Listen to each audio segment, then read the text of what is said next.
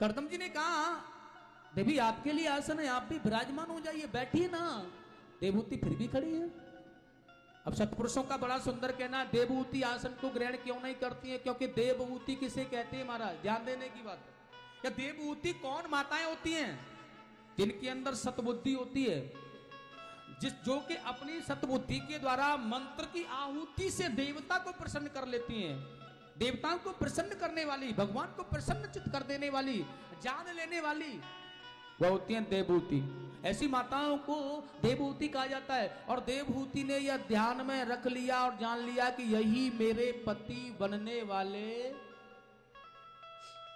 अब बात यह होती है कि विवाह से पहले यह मान लिया कि यही मेरे पति बनने वाले हैं और मेरे पति के द्वारा यह बिछाया हुआ आसन है। अगर मैं इस आसन पर बैठ जाऊंगी तो मुझे नरक में जाना पड़ेगा, इसलिए नहीं बैठी। अब विद्वान लोगों का ये कहना और होता है, भैया पति के बिछाए हुए आसन पर देवहूति बैठेंगी तो नरक में जाना पड़ेगा, लेकिन अगर पति की आज्ञा का पालन नहीं करती है नारी तो भी नरक में जाना पड़ता है। बड़ी समस्या आ गई साहब। यहां जाओ तो कुआं और इधर जाओ तो खाई। इधर कूदोगे तो भी मरना है और इधर कूदोगे तो भी मरना है, प्राण संकट में, कैसे बचना है? वहां पर तो कोई सत्पुरुष नारी देवहूति बच सकती है ऐसी अवस्था में। और देखिएगा बड़ी सुंदर बात है, देवहूति उस आसन पर नहीं बैठ रही है, समझने की बात है। लेकिन अगर आज की बात की जाए, मैं आज की देवहूतियों को देख रहा हूं और देखूं ना, वहां तो आसन पर नहीं बैठ रही है बेचारी, लेकिन भैया आज की देवहूति कैसी है बता दूं? वहां तो आसन की बात है, केवल आसन पर नहीं बैठा जा रहा है। और आज की देवहूतियों को देखूं ना मैं, अगर पति देव बिस्तर भी लगा देना तो कोई बड़ी बात नहीं, आराम से लेट जाएगी। बिस्तर भी अगर लगा दे तो कोई बात नहीं है, बड़े आराम से। तो पति देव रसोई में चाय बना करके पिला देते ना देवी जी को, तो सर का दर्द बंद हो जाता है। दवा काम नहीं करती है, लेकिन पति की चाय काम कर देती है। बार बार जन्म जन्म आपके जैसा ही पति दे परमात्मा मुझे। बहुत अच्छी बात। जब चाय बना करके पिला रहे हैं तो कभी कभी भोजन की भी मदद कर देते हैं तो मैडम जी बहुत अच्छा। 100 जन्मों तक बस यही पति देव हमको मिले ऐसी। लेकिन यहाँ पर एक आसन पड़ा है, नहीं बैठ रही है आसन को भी, लेकिन यहाँ समस्या है, पति का कहना है बैठ जाओ, अगर नहीं बैठेंगी तो भी नरक में जाना है और बैठ जाएंगी तो भी नरक में जाना है। इसलिए सतबुद्धि देवहूति है यह, बचने को आपा जान लिया है। पति का आग्रह है बैठ जाओ, इसलिए अपने सीधे अंगुष्ठ का नाखून उस आसन पर रख दिया और आसन के सट करके जमीन में बैठ गई नीचे। पतिदेव को इशारा कर दिया, आपके हाथों से बिछाया है, इस पर नहीं बैठूंगी, लेकिन आपकी आज्ञा स्वीकार है, बैठ जाती हूं भगवान। करदम जी समझ गए योग्य हैं यह परीक्षा थी देवहूति के लिए करदम मुनि की, और उस परीक्षा में सफल हो गई, इसलिए विवाह होने में कोई संकट नहीं आया। करदम जी को मनु जी ने कहा, सुनो भैया आपसे अपनी पुत्री का विवाह करना चाहते हैं हम, लेकिन यह देवहूति है तो यहां भी कोई कम नहीं है, ध्यान देने की बात है। यह देवहूति है, माता है, तो यहां भी कम नहीं है। इनका नाम है करदम, और करदम जी ने बोल दिया है मैं विवाह करने के लिए तैयार तो हूं, अपनी पुत्री से पूछ लो। मैं विवाह होने के तुरंत बाद एक सतपुत्र होते ही सन्यास लेकर के वन में चला जाऊंगा। अब मनु जी तो घबरा गई, हुआ नहीं, सन्यास की बात पहले करें। अब किसी लड़के वाले लड़के को देखने के लिए जाएं और वहां जाकर के वो लड़का बोल देता भैया मैं तो सन्यास लेकर चला जाऊंगा, लड़की वाले तो वैसे ही भाग जाएंगे। जब सन्यासी लेना है तो फिर शादी क्यों करनी है? और यहां पर तो सोच है, पुत्री की तरफ देख रहे हैं क्या करना है, तो सन्यास किया। देवहूति ने कह दिया मुझे ऐसे ही जितेंद्रिय पति की आवश्यकता है, जो कि विषयों से नहीं, भगवान ठाकुर जी के चरणों में प्रीति रखता हो, जो विषयों के गाम भगवान के चरणारविंद में प्रेम करने वाला हो। और यह करदम है। करदम किसे कहा जाता है, ध्यान देना है, उस पुरुष को करदम कहते हैं। कर दमन, जिसने अपनी प्रत्येक इंद्री का दमन कर रखा है, उस पुरुष को कर्दम कहा जाता है। विवाह हो गया, विवाह होने के बाद ठीक तुरंत ही विवाह होते होते ही संध्या बंधन हुआ, और संध्या बंधन होते ही 40 वर्ष तक समाधि में चले गए मामुनि कर्दम। शादी होने के बाद पत्नी से तो बात नहीं की, 40 वर्ष की समाधि, संध्या बंधन में ही समाधि लग गई। और जब समाधि लग गई है तो अब तो पत्नी बेचारी पति की सेवा करते करते दुर्बल शरीर हो गया, जर्जर हो गया, लेकिन पति की सेवा में परिपूर्ण था। और जब ध्यान छूटा, पूछा कौन है आप? देवहूति ने कहा प्रभु जी मैं आपकी पत्नी हूं देवहूति। और कर्दम जी को बड़ा सोच हुआ है, बेचारी को मैंने बहुत कष्ट दिया है शादी होते ही, लेकिन आज अपनी योग शक्ति के द्वारा एक जलाशय प्रकट किया, एक विमान तैयार किया, और उस जलाशय में आज स्नान करके दोनों निकल करके आए। दोनों की बड़ी सुंदर तरुण अवस्था हो गई, और विमान में बैठ करके लोक लोकांतरों का भ्रमण करने के बाद लौट करके सर्वस्व सुख प्रदान किया है देवहूति को कर्दम जी ने। और लौट करके आश्रम पर पधारे हैं तो उनके यहाँ पर 9 कन्या, नवदा भक्ति का स्वरूप है, ये 9 कन्याएं प्रकट हुई है। और भैया ये ठाकुर जी से प्रार्थना कर रहे हैं दोनों। देवहूति ने भगवान को मनाया एक, और जब भगवान ने दर्शन दिया तो माता देवहूति ने कह दिया भगवान आप मुझसे प्रसन्न हैं तो मुझे एक वरदान चाहिए, क्या? आपके जैसा पुत्र। भगवान ने कहा मेरे जैसा पुत्र तो फिर मैं ही हूं।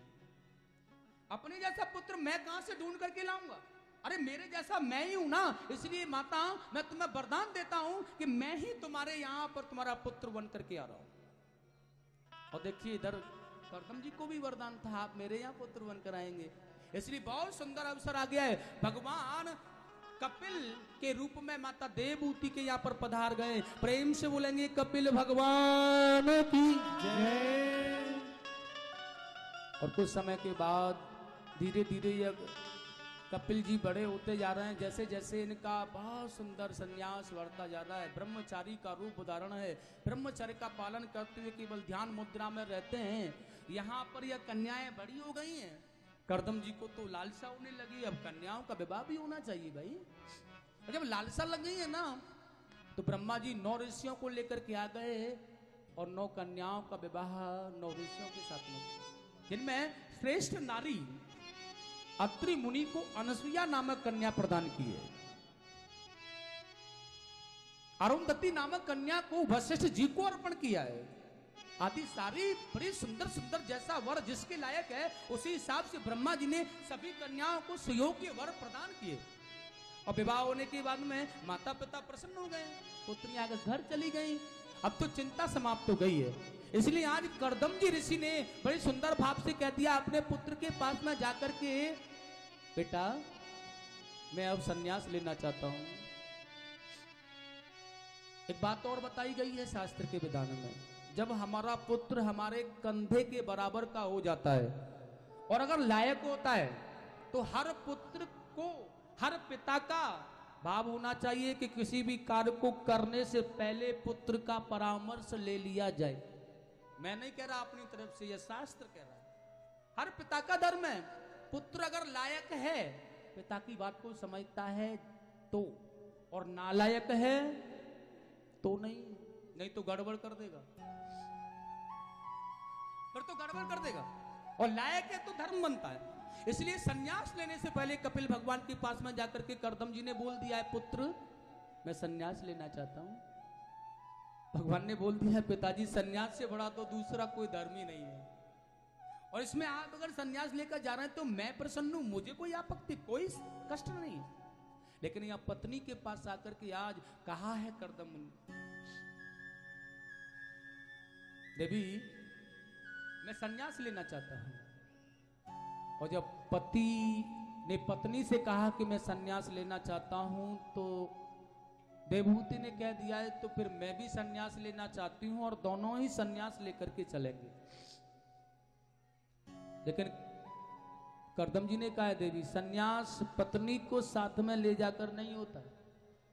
सन्यास आश्रम, सन्यास धर्म क्या होता है? सन्यास धर्म उसे कहा जाता है जो कि अपने देह गेह की ममता को भी भुलाकर केवल निर्भय वन में विचरण करता हुआ ठाकुर जी के निमित्त होता है, उसे कहते हैं संन्यास धर्म। वो संन्यास धर्म होता है। और मैं अगर आपको साथ ले जाता हूं तो संन्यास कहां, नहीं बन पाएगा, क्योंकि आपकी सुरक्षा आपकी जिम्मेदारी। अब तो रोने लगी, आप मुझे नहीं ले जाओगे तो फिर मेरा क्या संसार में है। और रो रो करके आज विलाप करने लगी, चरणों को पकड़ लिया। स्वामी, एक नारी को जानते हो कि बिना पुरुष के एक नारी की प्रधानता महत्वता क्या होती है संसार में।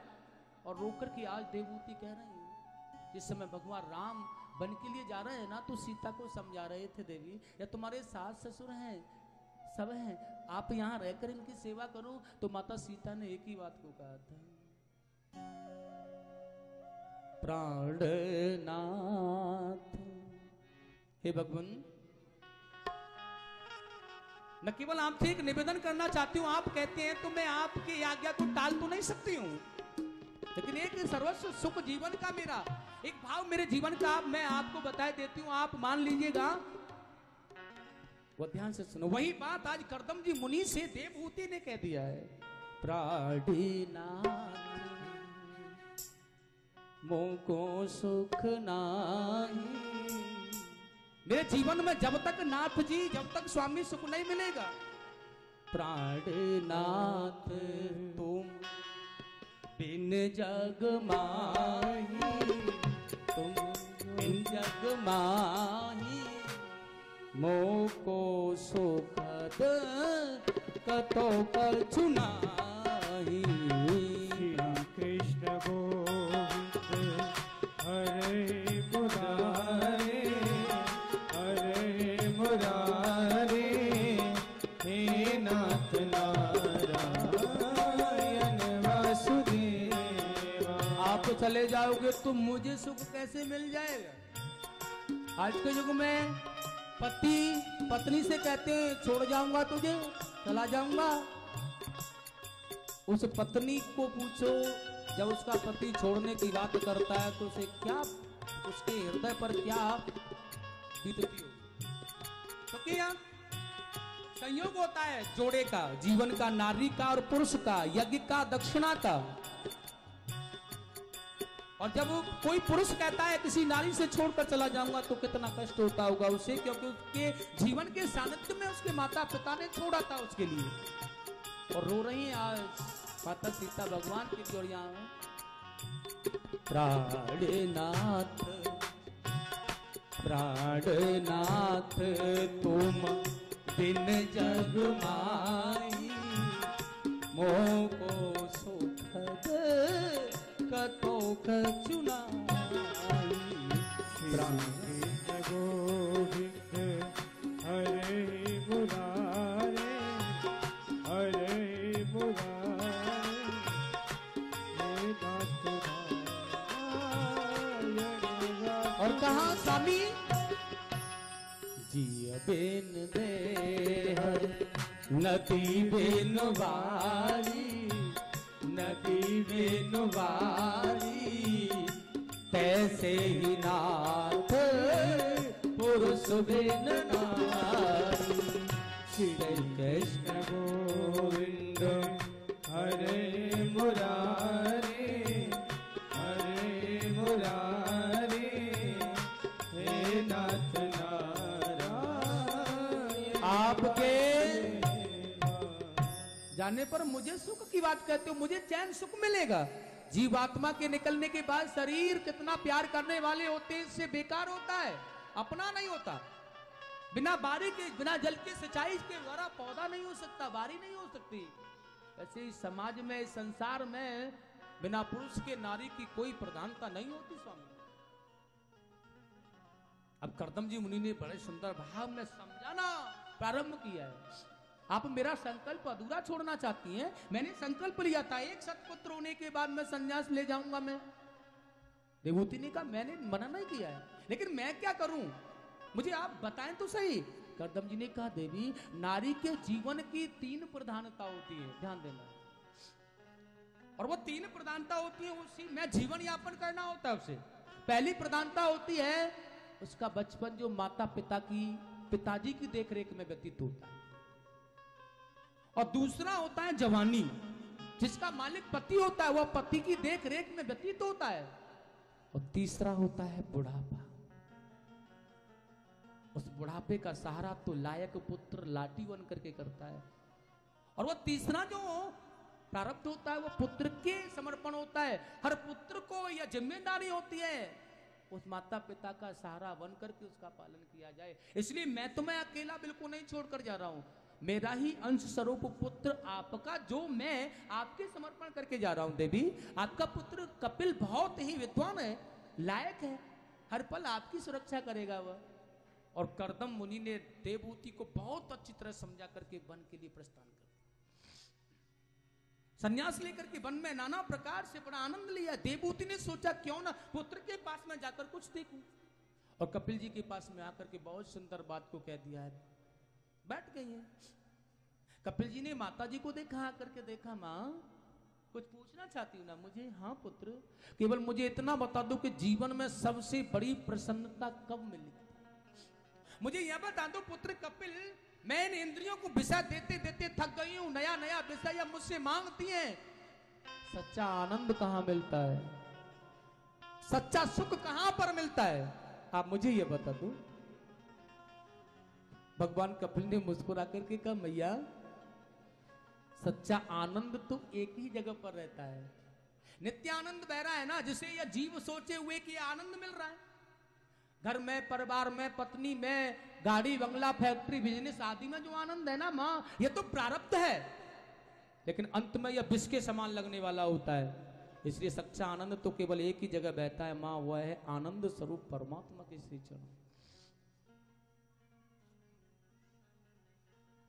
थोड़ा सा बड़ा सुंदर भाव है।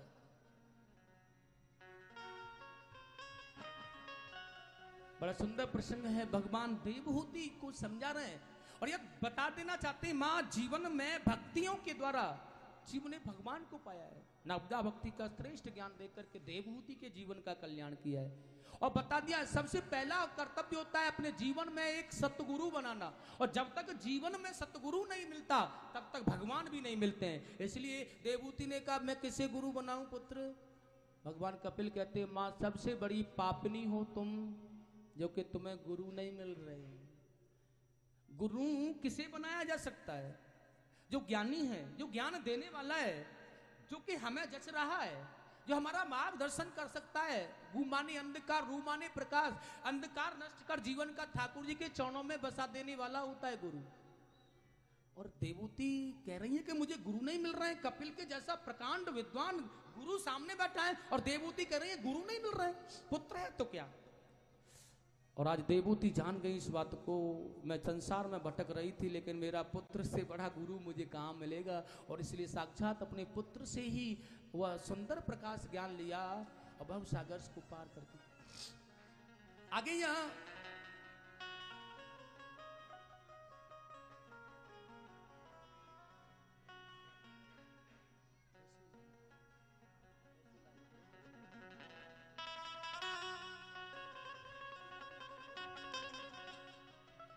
उसकी बाद में ध्यान रखना है कि उद्धार किया कपिल जी भगवान आजीवन ब्रह्मचर्य का पालन करते रह गए। इनका वंश देवहूति का स्थगित हो गया। आगे इनकी दूसरी जो पुत्री थी आकुर्ति, उनका विवाह प्रजापति रुचि के साथ में हुआ है। बहुत अच्छा। इनके यहाँ पर यज्ञ दक्षिणा नाम से पुत्र और एक कन्या हुई है। जिस यज्ञ को मनु जी ने गोद रख लिया था, यज्ञ के रूप में स्वयं भगवान नारायण और दक्षिणा के रूप में स्वयं माता लक्ष्मी जी का अवतरित हुआ था। इसलिए देवताओं की सहमति से इनका विवाह कराया गया। यज्ञ दक्षिणा इन दोनों का बड़ा संयोग है। यज्ञ भगवान का स्वरूप है, दक्षिणा उनकी पत्नी का नाम है। शायद आपको यह पंडित लोग बताते भी होंगे। और दूसरी बात का ध्यान रखना है, बड़ी सुंदर भाव से इनके यहाँ पर आदि संतोष 12 पुत्र हुए हैं। बहुत अच्छी तरह से आकुर्ति का परिवार बढ़ता हुआ चला गया। इनकी तीसरी कन्या हुई प्रसूति। और ध्यान रखना, यह प्रसूति का जो विवाह हुआ है यह महा प्रजापति दक्ष के साथ में हुआ है। इनके यहाँ पर 16 कन्या हुई हैं। 13 कन्याओं को धर्म को दे दिया। अग्नि, एक कन्या अग्नि देव को, एक कन्या पुत्रों को, एक कन्या जिनका नाम है माता सती, इनका विवाह भगवान अलख भंडारी महादेव भोलेनाथ के साथ हो गया।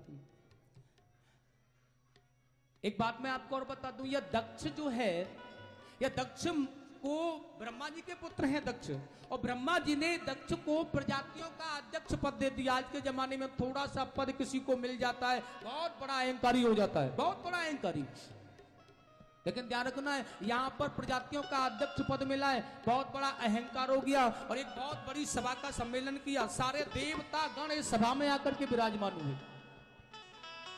लेकिन जब यह दक्ष महाराज का आगमन हुआ है ना इस सभा में, तो सभी ने खड़े होकर के इनके लिए स्वागत किया।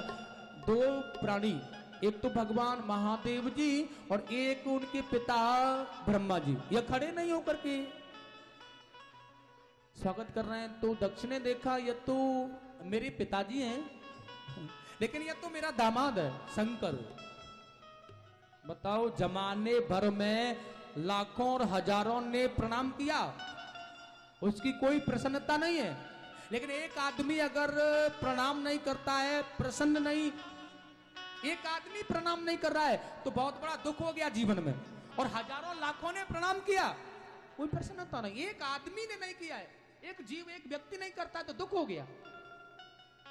यही दक्ष है, और प्रस्तुत की अग्नि में जल रहा है। बताओ, घूर घूर के देख रहा है, या ढोंगी पाखंडी अवधूत भेष मंगल धारण करने वाला, मुंडों की माला भस्म लगा करके जटाधारी यहाँ पर आ गया है, लेकिन मेरा इतना बड़ा अपमान इसने कर दिया। लेकिन एक बात और है, अगर स्वामी है और कोई भी स्वामी के प्रति सेवक के होते हुए ईर्ष्या, गलानी या बुराई कर रहा है, और वो सेवक बैठा बैठा सुन रहा है, तो वो सेवक होने का धर्म ही नहीं निभा रहा है, मान के चलता है। अगर कोई शिष्य है और गुरुजी की अवहेलना, बुराइयों को सुन रहा है बैठा बैठा, तो वो शिष्य है ही नहीं। क्या रखना है। और यहां पर बैठे हुए महादेव जी के साथ उनके गण जो नंदी थे ना, एकदम खड़े हो गए। अरे ओ, ये अपनी वाणी से बकबक किए जा रहा है ना, तू मेरे स्वामी के प्रति, मैं तुझे श्राप देता हूं, इसी जन्म में यह बकबक करने वाला तेरा मुंह है ना, बकरे का होगा।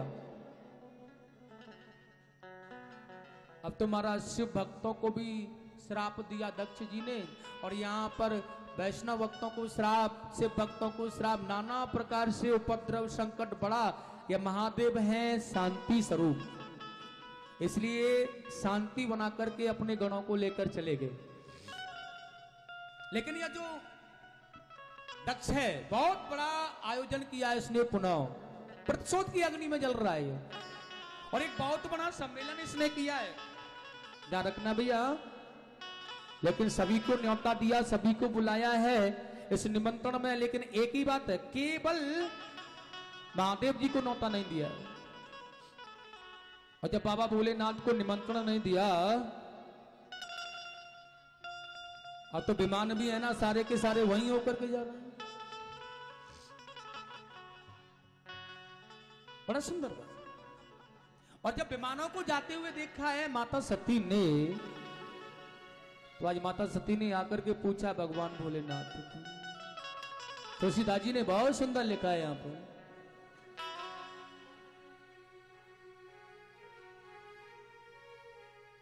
सती बिलो के। सती जी ने देखा जब विमानों को उड़ते हुए, सती बिलो के व्योम विमाना, व्योम विमाना जात चले सुंदर वेदना, सती बिलो के व्योम विमाना, व्योम विमाना जात चले सुंदर विधिना। तो तब शिव कहो बखानी, कहो बखानी, पिता यज्ञ सुन कछु हर श्री राम जय राम जय जय राम जय जय राम श्री राम जय राम जय जय राम। जब देखा सती जी ने शंकर जी को पूछ लिया है, भोले बाबा ने बड़ा सुंदर बता दिया है, तुम्हारे पिताजी के यहाँ एक बहुत सुंदर यज्ञ हो रहा है, अनुष्ठान हो रहा है, देवी जी वहां पर सारे विमान जा रहे हैं। और पिताजी के यहाँ का सुनकर के तो ऐसी कोई भी नारी नहीं होगी जो कि अपने पिता के यहाँ का भाव, मायके का भाव अगर उसे उत्पन्न हो जाए तो वो प्रसन्न न हो। पिता भवनोत्सव जो प्रभु आय सुहो, तो मैं जाऊं कृपा सादर दे,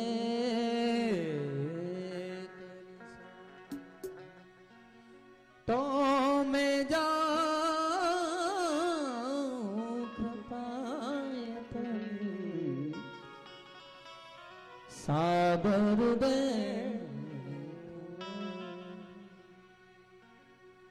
मेरे पिताजी के यहाँ यज्ञ हो रहा है, स्वामी आज्ञा दे दो। क्या हमें नहीं चलना है कि आप बोलो तो मैं तैयार हो जाऊं?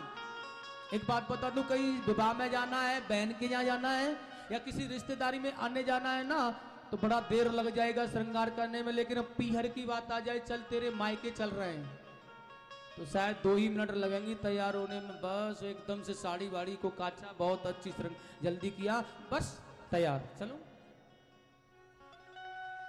भोले बाबा ने कहा, देवी हमें नहीं जाना। क्यों? क्योंकि तुम्हारे पिताजी ने हमें न्योता नहीं भेजा है, इसलिए नहीं जाना। न्योता नहीं भेजा। अब तो बात आ गई न्योते वाली, तो सती जी ने बड़ा सुंदर कह दिया है, स्वामी मैं जानती हूँ बहुत बड़ा अनुष्ठान मेरे पिताजी के यहाँ चल रहा है, छोटा मोटा नहीं है, और हम अपने है ना, अपनों को न्योता नहीं दिया गया तो क्या? मैं जानती हूँ इस बात को। गोस्वामी तुलसीदास जी कह रहे हैं, यद्यपि मित्र प्रभु पित गुरुगे हाँ ना बिन बोले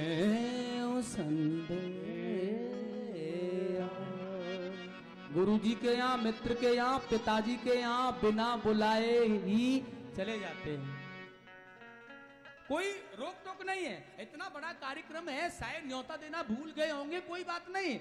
मैं जानती हूँ शास्त्र का विधान है ऐसा, गुरुजी के मित्र के पिता के यहाँ तो बिना बुलाए भी जाओ। लेकिन गोस्वामी तुलसीदास जी कह रहे हैं, भोलेनाथ ने कह दिया पार्वती से, तदपि विरोध मानह जहाँ कोई, तहाँ गए कल्याण न हो। पिताजी के यहाँ, गुरुजी के यहाँ निसब को चले जाओ भैया, लेकिन हमारे जाने पर, गुरुजी के यहाँ जाना है और हमारे जाने पर यज्ञ चल रहा है, विवधान आ जाए तो नहीं जाना चाहिए। है? पिताजी के यहाँ पर कोई कार्य चल रहा है, हमारे जाने से अगर विवधान हो सकता है तो नहीं जाना चाहिए। ऐसे मित्र के यहाँ अगर कोई विवधान नहीं हो सकता है तो निसंकोच चले जाओ। भोले बाबा ने कह दिया, हमारे जाने से तुम्हारे पिताजी का यज्ञ बिगड़ गया तो इसलिए नहीं जाना। लेकिन पार्वती जी कहने लगी, आपके द्वारा ही तो बिगड़ सकता है ना स्वामी, मेरे जाने से तो नहीं बिगड़ेगा ना। मेरे मायके में मेरे पिताजी यज्ञ कर रहे हैं, सभी लोग जा रहे हैं, मैं रह जाऊंगी, ऐसा तो अच्छा नहीं है ना, जाने दो ना। रोने लगी आज, बड़ा सुंदर कह रही है आज सती जी। आप भी चलो साथ में। भोले बाबा ने कहा, मैं तो नहीं जाऊंगा, लेकिन बार बार रोदन कर रही है, बार बार कर रही है, बार बार कहने पर आज भोलेनाथ ने कहा है।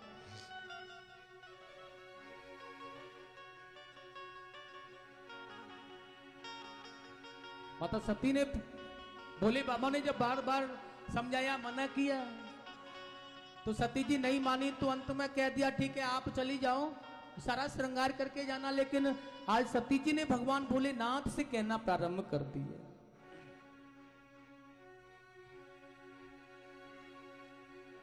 जब पार्वती मना रही है भगवान भोलेनाथ को, तो भोलेनाथ कह रहे हैं आज मैं नहीं जाऊंगा तुम्हारे साथ।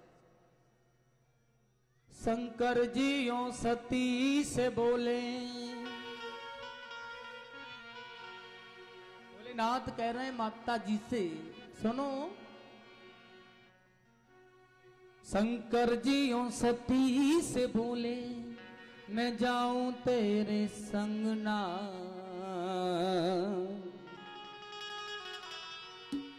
और तेरे बाबुल के अंगना ना जाऊं, तेरे बाबुल के अंगना ना जाऊं, तेरे बाबुल के अंगना।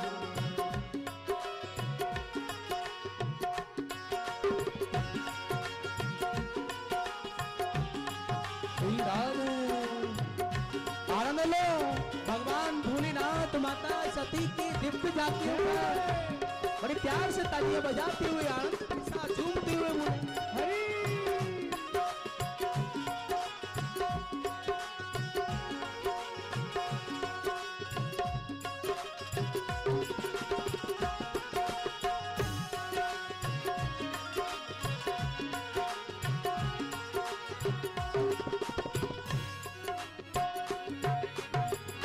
कहा भोले बाबा ने,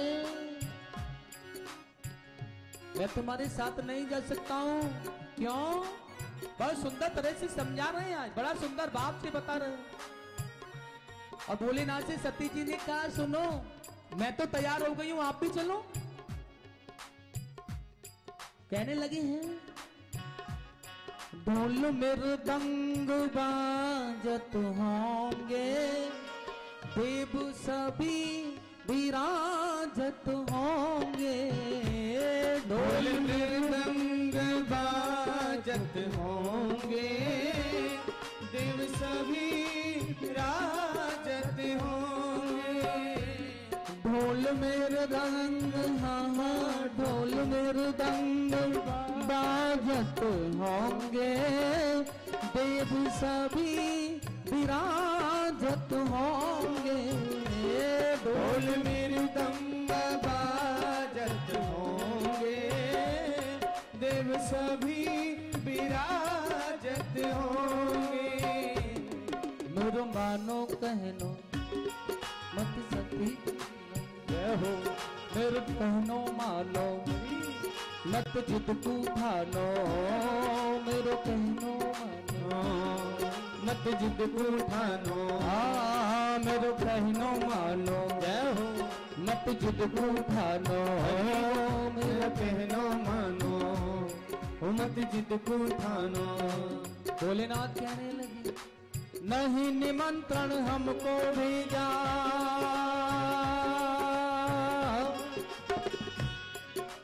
नहीं निमंत्रण हमको भेजा, ये बुलाने का भी ढंग ना, तेरे बाबुल के अंगना ना जाऊं, तेरे बाबुल के अंगना,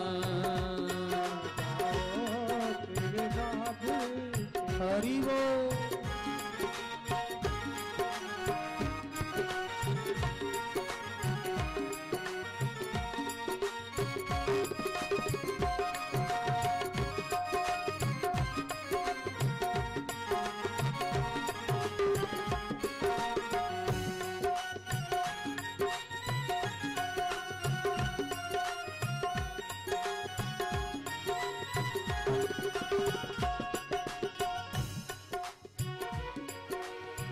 बड़ा सुंदर भाव है। माता जी ने जिद की, चली गई। जिद गौरा ने कीनी है भारी, जिद के आगे झुके त्रिपुरारी। जिद गौरा ने की है भारी, जिनके आगे झुके त्रिपुरारी। जिद गौरा ने, हाँ हाँ जिद गौरा ने कीनी है भारी, जिनके आगे झुके त्रिपुरारी, जिद गौरा ने की है भारी, जिनके आगे झुके त्रिपुरारी। मेरे कहनो मानो मत हटकूटानो, मेरे कहनो मानो मत हम कूटानो। भोले बाबा कह रहे हैं मानो मेरा कहना, जाने में भलाई नहीं है। मेरो कहनो मानो मत हटकूटानो, मेरो कहनो मानो मत हटकूटानो। नहीं निमंत्रण हमको भेजा,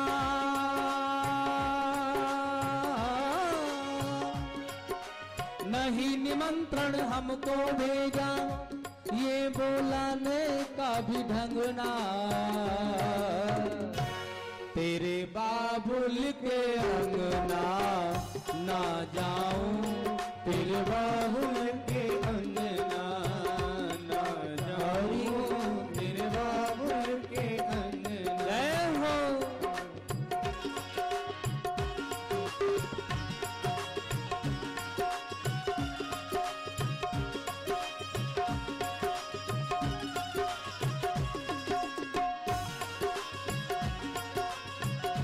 श्री राम।